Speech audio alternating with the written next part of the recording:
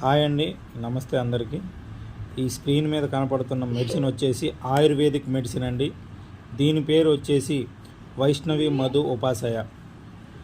ఈ మెడిసిన్ ఎవరైతే డయాబెటీస్ ఉన్నారో వాళ్ళకి బాగా పనిచేస్తుంది.